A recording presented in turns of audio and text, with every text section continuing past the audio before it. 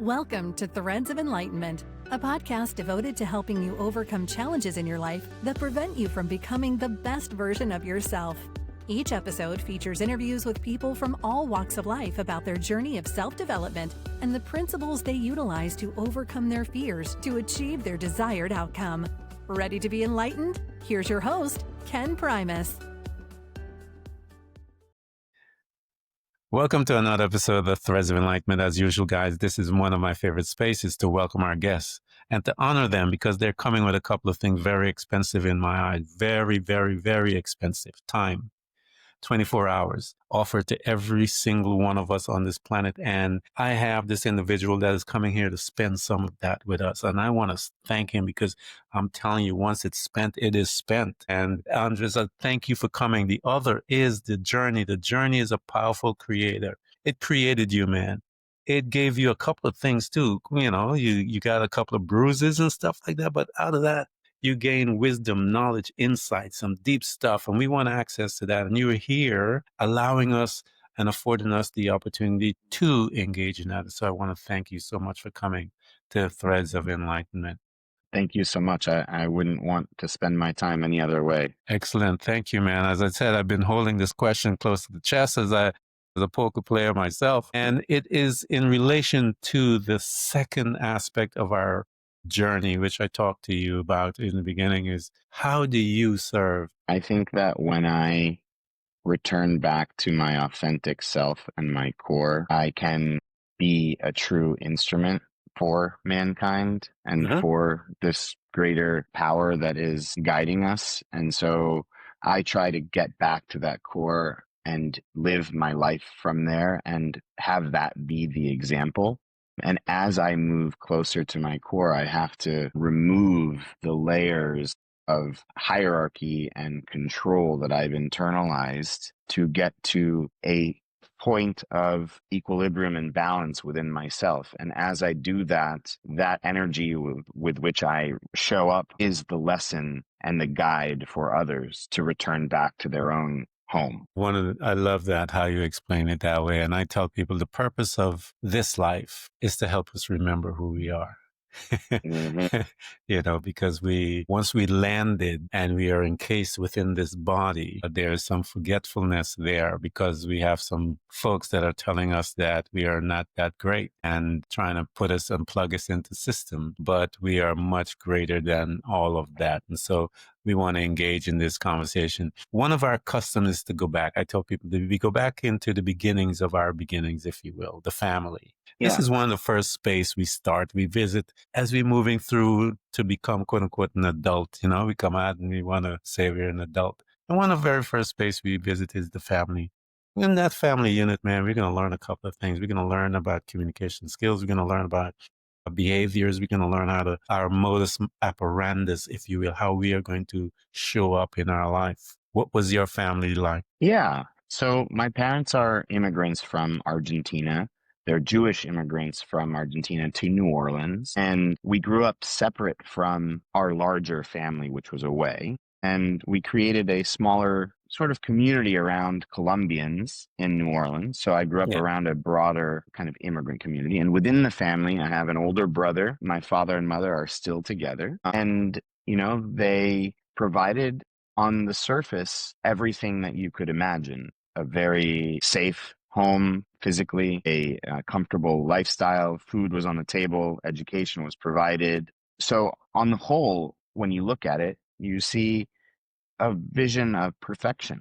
And it was beautiful in many ways. But in other ways, there was a sense that I've only now come to learn that I really didn't get some things that I really needed. I think that the ancestral trauma of persecution and oppression led into this pressure to be able to succeed in certain specific ways. And oftentimes there was a way in which love was used as a mechanism to encourage that path. And so love was present, but it had certain conditions. And I think that that was something that I needed to, over time, you know, question and undo, because otherwise, you know, I was always going to live in a state where in order to receive the connection of others, I would have to be a certain way. And it Yeah. meant that I had to abandon my wholeness. Yeah. Yeah. The trauma begins, man. That's how, when we're young, that's one of the reasons why I start there, is because that incidents that take place in our life, it begins to form us. And the first stage of how we manage ourselves or that trauma is to survive. And we find the human being is such a powerful storyteller that we can create some of the most beautiful storylines necessary for ourselves to make us able to survive it until, quote unquote, we says, when I get out of here, or if you will, not Yeah. knowing that we're going to have to go back and revisit some of those things. Go ahead, man. Well, yeah, I was going to say, I think I have two very marked, defense patterns within me to survive. And Yeah. one of them was essentially what I would call a leaving pattern. I essentially wasn't there in my childhood. Mm-hmm. I really disconnected from the experience of my body and almost disassociated for a lot of my childhood. And then the second one that I would say that dominates my childhood is sort of like what I would call the enduring pattern. I learned to endure what was uncomfortable and painful and to put on a nice external face. Uh-huh. So there was a lot of, I think both of those are related in many ways to disassociating from pain. And one of them, the second one, I think in many ways is associated with finding meaning in the pain as a way to survive. Yeah, it is. I think we question that all the way through because I grew up in pain as well. So we question as to why and how we can learn from those things. But yeah, how did that impact your relationship with others? How did you show up with, the family? Yes. But how did you relate to others as a result of all of that imprint from the family? I think I had an assumption that was ingrained in me that if I showed up in my fullness, people were going to neglect or abandon me. And so I would create separation ahead of time. I would other the others by looking judgmentally at the things that were bad about them, which is really the things that I actually disliked about myself. But I would lock into the ways that other people were manipulative or judgmental or inauthentic. And I would use that as the excuse to separate, looking at them as the problem and how I just needed to go and take care of myself and be in my own energy. And so, yeah, I think a lot of my desire for travel and a lot of the travel experiences that I had moving around from one place to another, yes, there was a part that was all about adventure, but there was also a part that was precipitated by my desire to disconnect from others because the connection to others felt like that's the place that I was going to be missed. And because I went into the relationship with that assumption, I created the conditions to be missed and to be unseen and to then go and leave and travel and see the world, which was great, but also left disconnected. Yeah.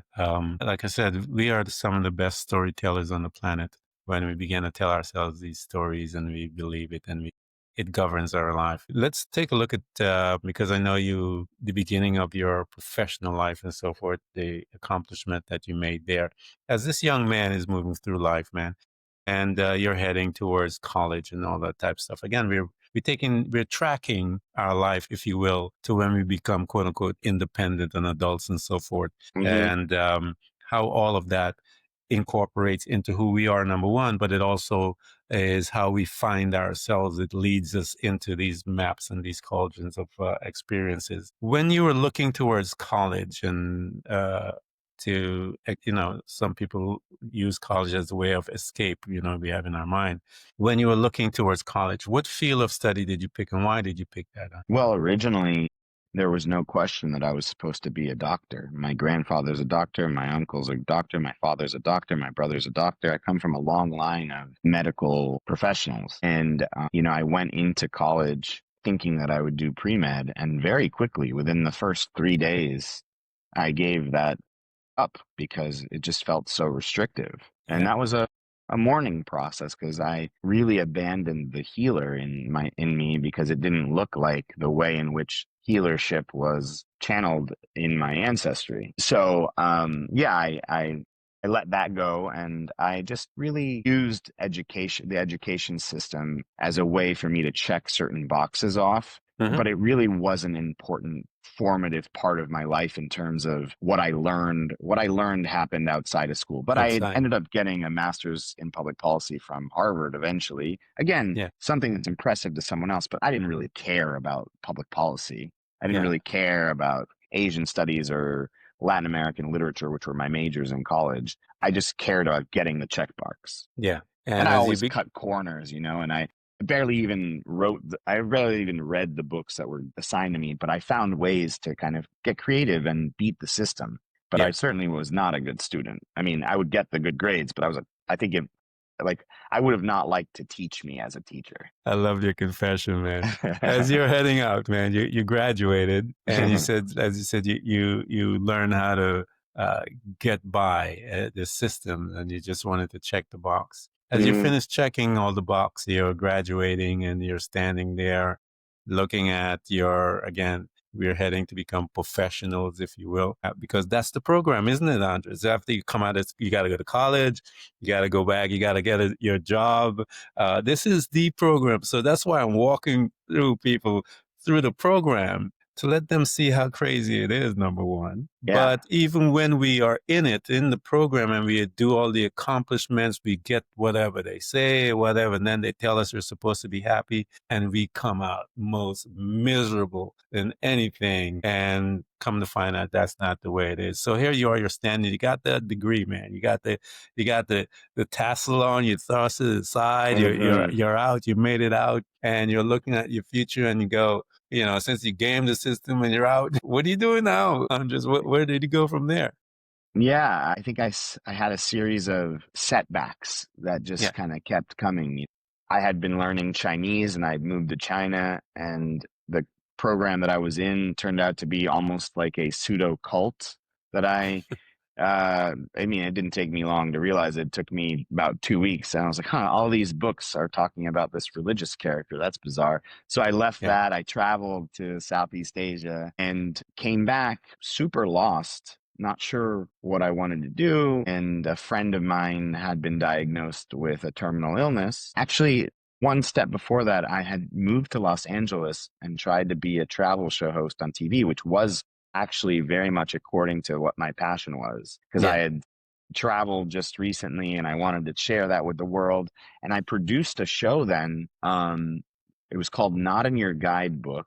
And I found someone to believe in me, but I didn't believe in myself. yeah, And I cut that part of my life short. And then my friend, which the book that I eventually will talk about, I think, is yeah, named after, because his last words on this planet were, "I am the captain of this ship." yeah, But anyway, I moved up to be with him for the last 4 months of his life in Boston, and mostly because I was lost also. It was yeah, not only because I wanted to support my friend, it was also because I didn't know what I was doing.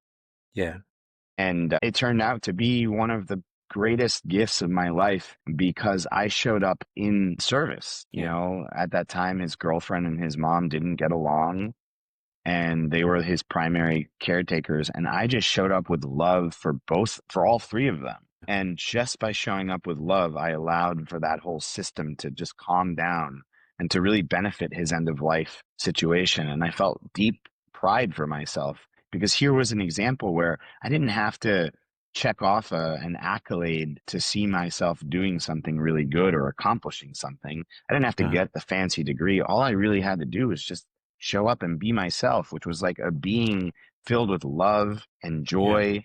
And that was enough. yeah.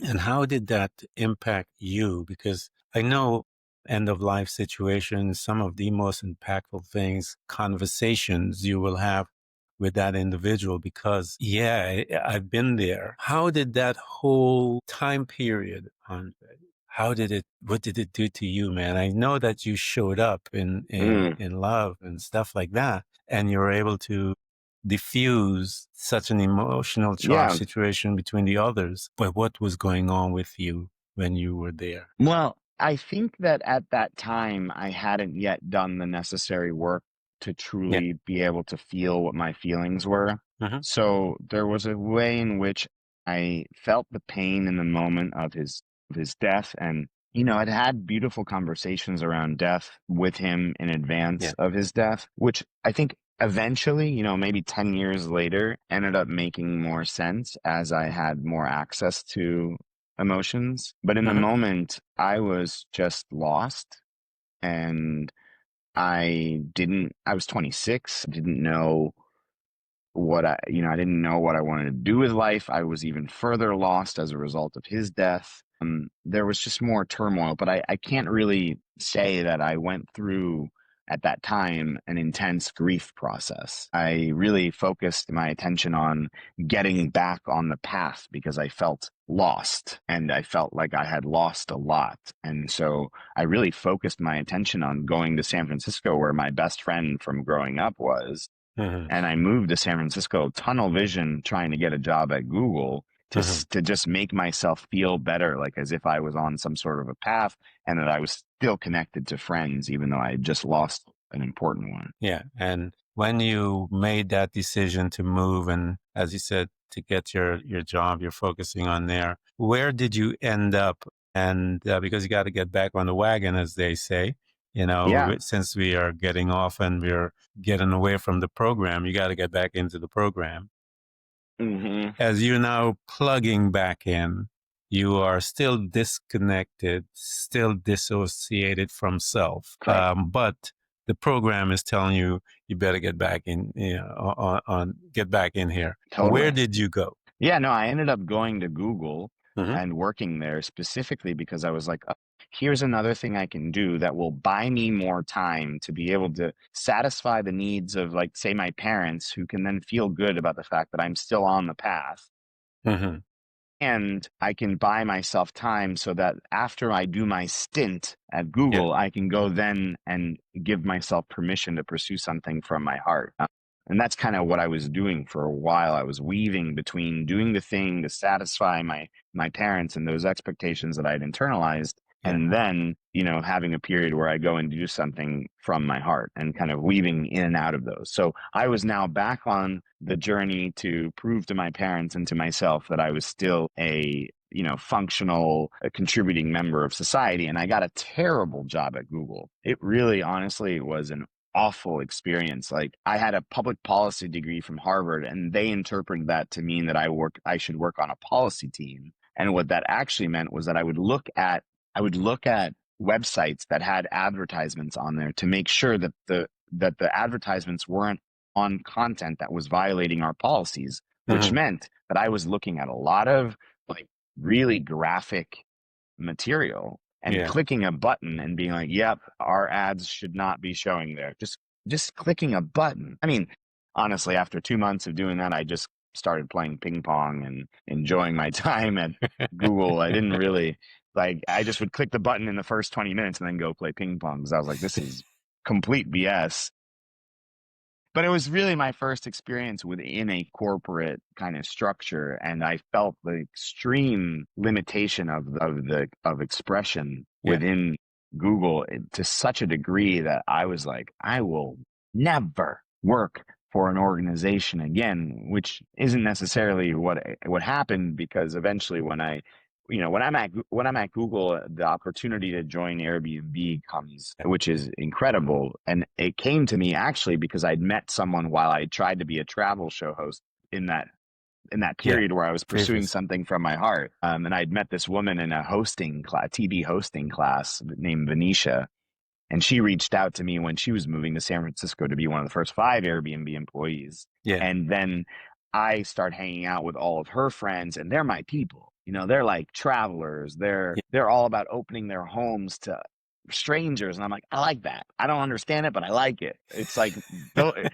I would drop everything that I was doing to go, you know, even if I was hanging out with my other friends, and Venetia or a lot of the other Airbnbers would call and they'd be like, hey, we're doing a grilled cheese making class. You Yeah. know, I'm like, I'm going, I'll be there. Yeah. and and eventually I did end up getting a job there. So while you were working there, not even working there, while you were doing all of that, Yes. how were you doing? I mean, you were enjoying it, yeah, but how were you doing when you get into the quiet moments, Andres, when you are by Yeah. yourself and you're just home and there's nothing, the busyness is gone. How are you doing? Well, I think I'm still not yet awake. Yeah. And like we have to fast forward a couple of years for me to get to the point where it becomes incredibly clear that I'm absolutely ignoring a very important part of my existence, which is my Yeah. feelings and my emotions. At this point, I'm like, I don't know, I'm disconnected from my body. I think I'm being cruel to others. Like I think especially in the realm of dating, I'm not proud of like the way in which I'm engaging with women in Yeah. particular. Like I feel like I mean there's something that's off. Like I'm not engaging with people with kindness and with care. I'm kind of just like pursuing things from me attaining things Yeah. and I'm very like there's not yet sort of like that moment where I have to come face to face with the reality of who I've become. Hmm. At that point, I'm just sort of still operating the program. Yeah. The program gets us, man. Talk to us as to, because it's a series of things that leads up to, it's not one additional one, all of a sudden a big bang theory, if you will. They're little things, that Yeah. happen. And then one day I tell people what it reminds me of, that whole process. And just reminded me of Bolero, the song Bolero. Starts off very quiet. And then at the end, you're dealing with all these symbols. And that's that day when it crashes and we're sitting there going, there's something here that I need to fix or I'm not going to make it. Talk to us about that process as it begins to lead you towards that day when the Yeah. world becomes a different place. Talk to us about that.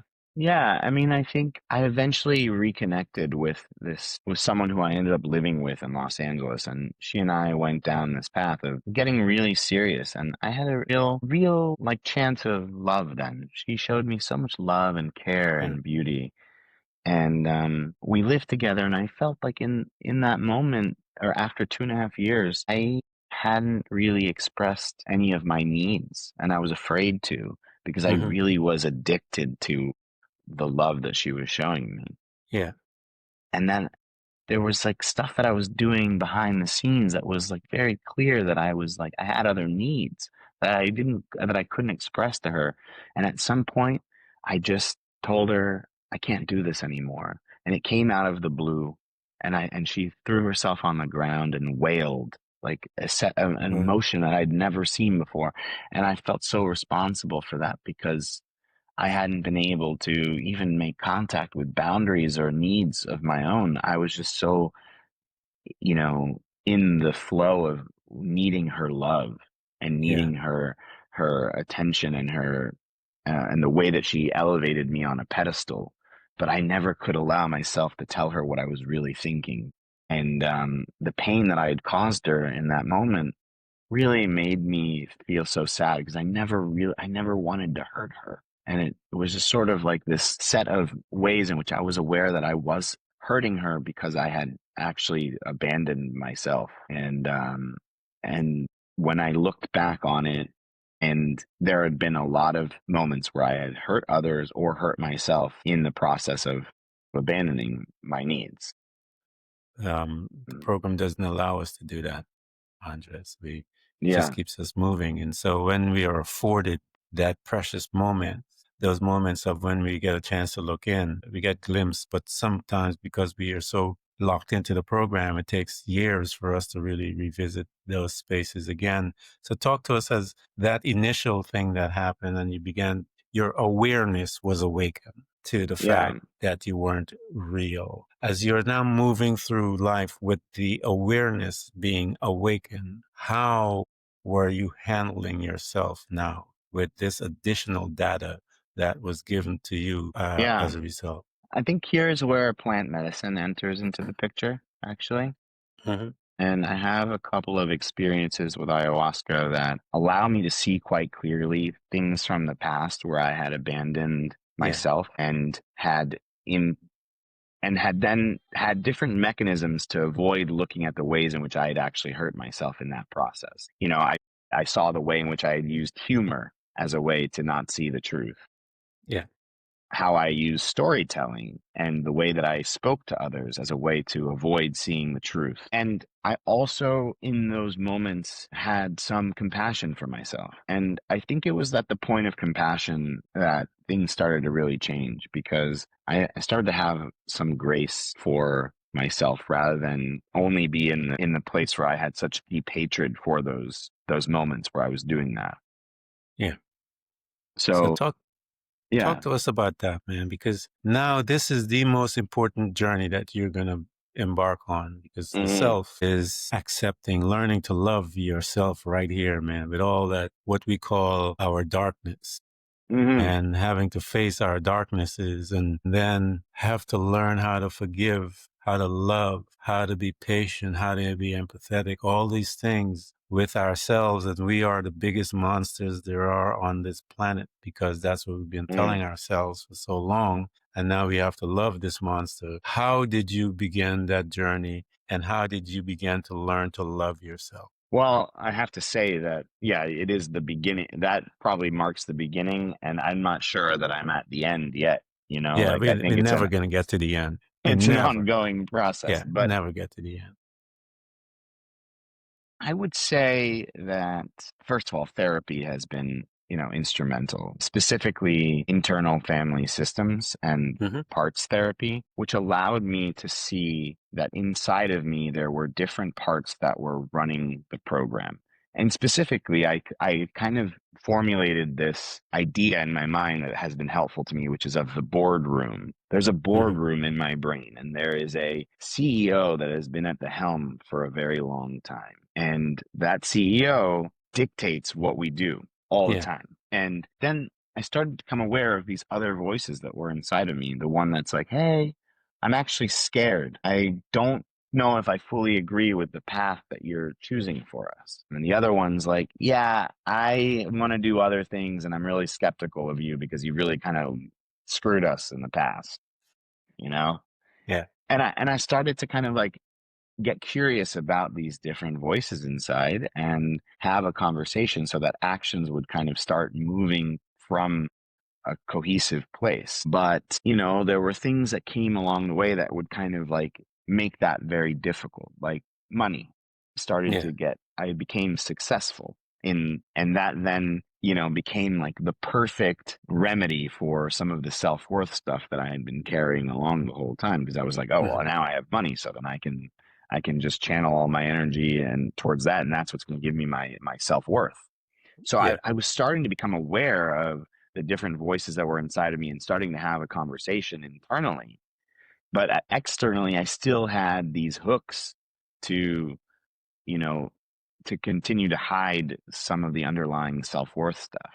So they were kind of happening at the same time. And then, the universe starts to give you moments of clarity in terms of what Yeah. you got to look at. Yeah.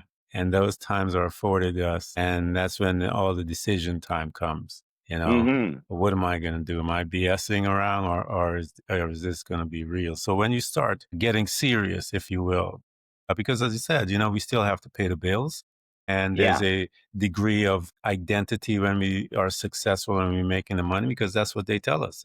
You're successful, you're making money, Right. you're good, all is well. But again, those internal dialogue that we're having, the money don't mean a damn thing. As you are now having all this money and you have the dialogue going on in you, and you have to have this, again, this crossroad happens between this money and this dialogue, and you hit there. And you're at this crossroad now, you're standing there and the lights are flashing red. Hmm. What did you do, Andres, at that thing? Where did you end up in the Well, crossroads when you were there?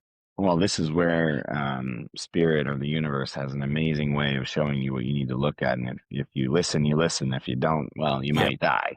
right And there. I Yeah, had one of those moments where I was drugged and robbed in Colombia, yeah, and specifically pursuing a numbing tactic to avoid feeling my feelings. And yeah, I think the amount of money that was taken from me and how close I came to death and how much I have not focused on the amount of money that I lost and have been actually more grateful for being alive, yeah, it kind of put a lot into perspective. It's like I never have once thought about the massive quantities of money that I've lost. It's not a source of pain for me. Yeah. It's a source of the reminder of what actually matters. And, I think I did have a choice then. And my choice was the best choice I could have made. And it was to go home, to give my mom and dad a hug, and to go and do yoga for a whole month and Hmm. come back and let the experience really integrate into my body rather than to go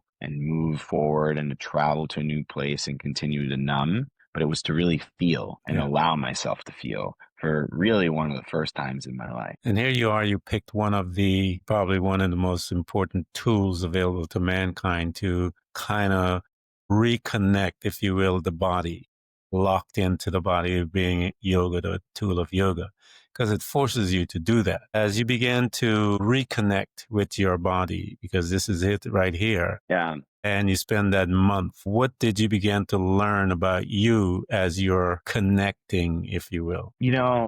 I think previously yoga had been an athletic, a very energy based like movement and like strength building type of activity. And I really took the time to do yin type of yoga, more relaxing, Hmm. candlelit yoga that was Yeah. very subtle movements. And it was in those subtle movements that there was so much pain, not Yeah. physical pain, but Hmm. emotional pain was coming up.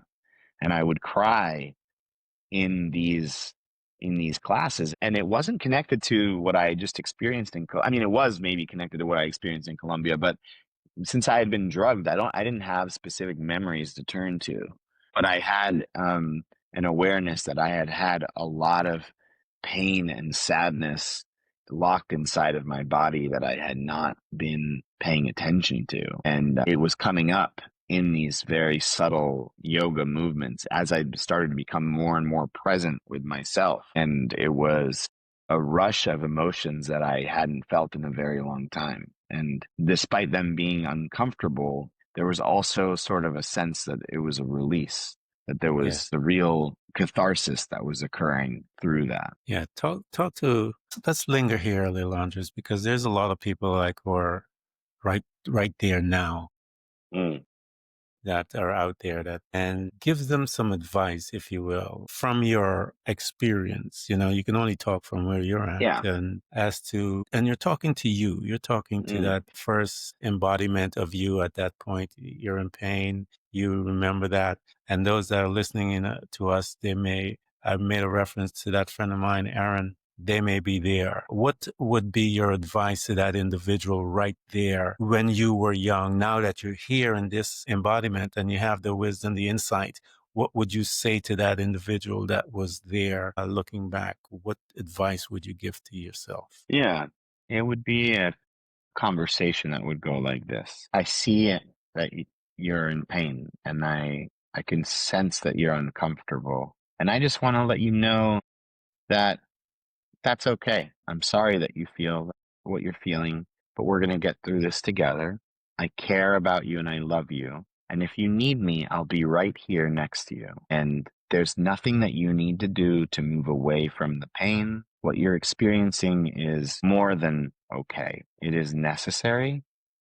And whatever you need, I'll be by your side and I love you. That's all. Ladies and gentlemen, that is the best medicine for those that are in pain. I hope you go back and listen to that because you need to have that conversation with yourself too. And this is coming from someone who's been there, who understands that pain, the intensity of it, all of that, and listen and hear what he's saying. And as you hear what he's saying, I promise you, it will help motivate you to take that other step that you before wouldn't take it. And encourage yourself, talk to yourself, and love on yourself, and you will be good. You'll be okay. As you're moving through, Andres, and you're coming through life now, you're getting there. You started your process. You brought in yoga. And that's how yoga started, was basically more of a spiritual aspect. The Western civilization, we tossing all the other stuff in there and made a business out of it. But yoga is an intentional tool from the Vedas when they were using that. So as you began to implement all these tools and so forth and began to have the conversation with yourself as you're moving through connecting with your emotions, and you have brought in your team, the therapists, all the therapists and so forth, you got your team working with you. What Mm, did you begin to notice about you as an individual as you're moving through all of this, bringing your team, getting connected with your body and all that stuff again? What did you begin to notice in you as you're showing up on a daily basis now? mm. Well, I started to become aware of a real gift of mine, which was that of reflection. And as I kind of went through my own process of getting to my own core, there were other people that kept being impacted by my words. And it was like as if I started to have resonance with others in ways that I hadn't ever really felt. Like there were other people that would align to what I was saying in a deeper way. And I was kind of shocked by it. And I started to really feel how powerful my own truth and my own presence was, not just for myself, but for others. And that felt really, really good. I mean, it Hmm. was uncomfortable because I wasn't used to receiving um, and staying with myself from a point of praise, because that had been used in the past as a way to get me to do things that I didn't want to do. But I Yeah. started to really be able to take in the praise coming in around me because I was finally being seen for how I wanted to be seen, which was in my fullness, and not for the things that I had done externally, but for just me being me. And it was like, I mean, this is new. This isn't like it was something that happened that long ago, but I started to really challenge the ways in which I had started to separate from others in the past. And all of those judgments that I had used around, let's say, the things that I had said before, like you're judgmental, you're manipulative, or you're inauthentic. Those were the parts of me that were very clearly things that I hated in myself, Yeah. that I had the capacity to be manipulative, inauthentic, and judgmental. I carried those with me and I hated them so much that I would latch on to someone else's inauthenticity, judgment, and manipulation. And I had proof. I had proof. And I would use that proof to create separation. Well, now, as I became more in awareness and acceptance of my own wholeness, even the parts of myself that I didn't want to show others previously, I started to become very clearly aware of my role in creating the conditions of separateness that had existed for me for my entire life. And I started to Yeah. really claim responsibility for the ways in which I had created that separation with others and within myself. And it was like, from a place of really looking at myself and being able to tolerate my wholeness and accept my wholeness and love my wholeness, that started to shift. And I could really, from that place, be of service to others, receive praise, receive love, feel love, and take it in a Yeah. connected way with myself and others. Yeah, I hope you guys heard what Andres said. He talks about taking responsibility. It is the beginning, man. When Hmm. you begin to take responsibility of your actions and your belief and your everything, when you begin to take responsibility, you are ushered into the aspect I tell people of the observer to a deeper level. And you began to now probe and excavate all that is you, everything that comes out of you, begin to look as to the reasons why, the purpose, what was the intention behind that. And as you begin to do that, man, you're cleaning house and you're learning a lot about you. You learn how to forgive yourself. I mean, it's what a classroom that you're in. And Mm, I hope you guys hurry up and get there because your freedom is there and a new life is there. So here you are, you're experiencing all of this, man. And you're getting, as you're excavating and you're sending out the energy of love and all these things, you're now reciprocating what you are energetically giving out. And you're seeing this exchange. And I tell people, karma doesn't have to wait for the long drawn out thing. I think the karma for bad, when you do bad, takes a long time because what it does, it takes circle around and then it changes and morph and then boom, it hits you one day and you have an opportunity to correct.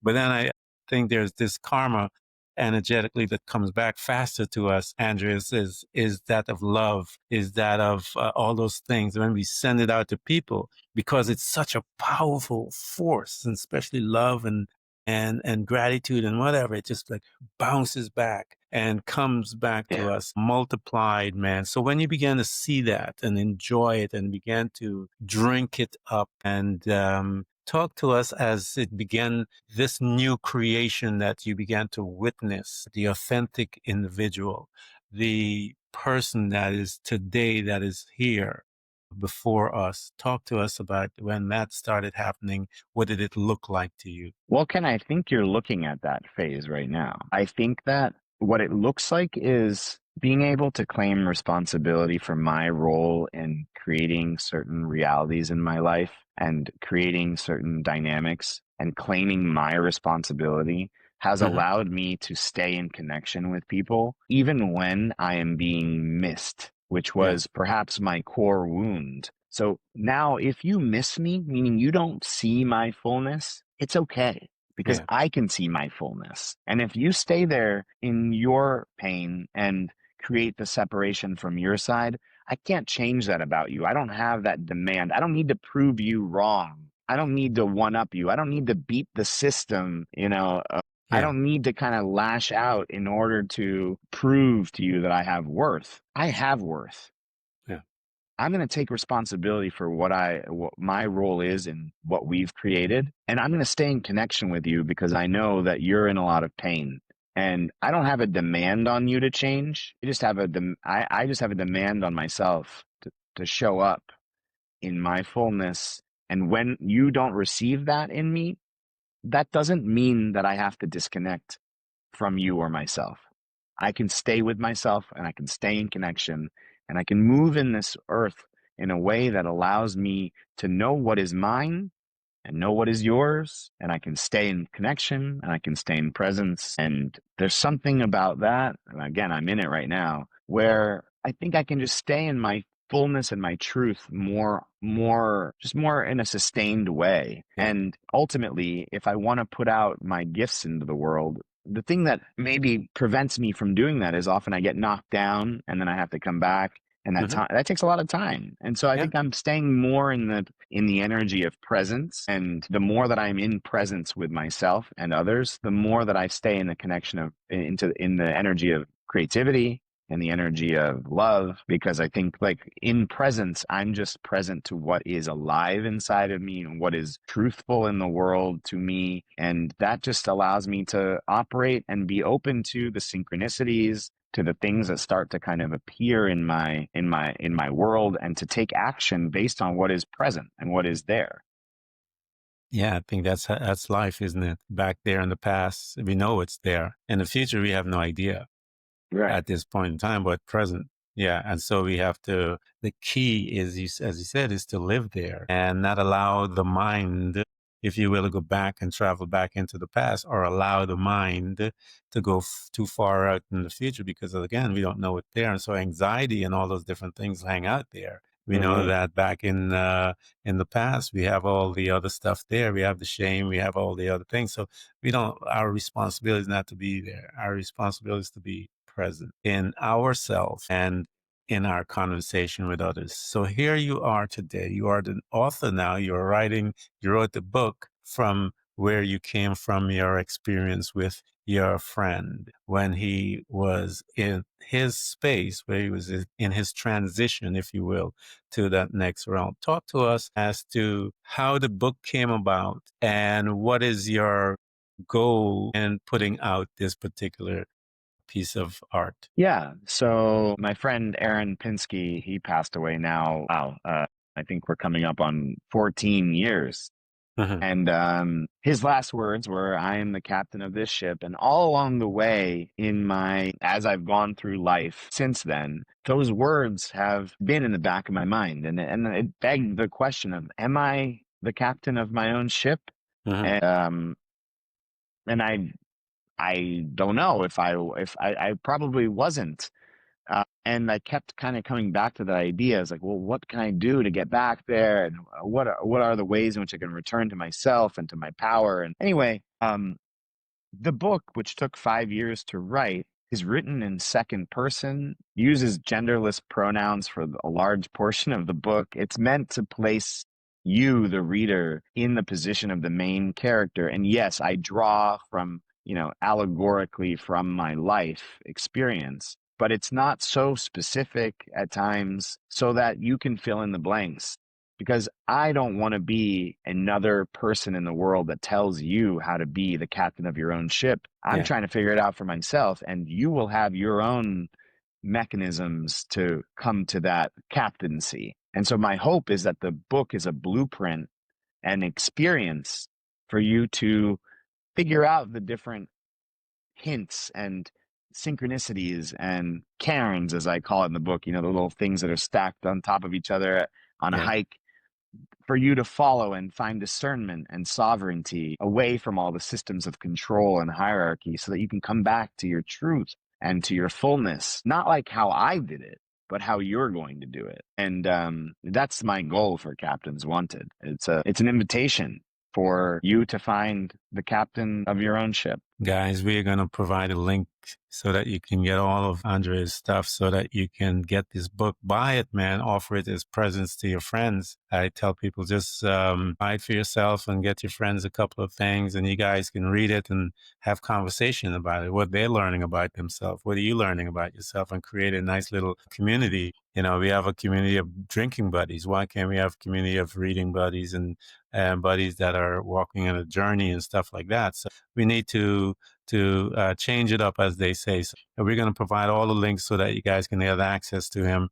Again, thank you so much for coming to Threads of Enlightenment. This has been a good one, man. I appreciate you stopping and sharing all this good stuff with us. Thank you so much, and thank you for your presence and all that what you do. Thanks. Thank you, man. Thanks for tuning in to Threads of Enlightenment with Ken Primus. Hopefully you're now feeling more empowered to overcome the challenges in your life, whatever they may be. Share that inspiration with others by telling them about this podcast, rating it, and of course, remember to subscribe so you don't miss a single episode.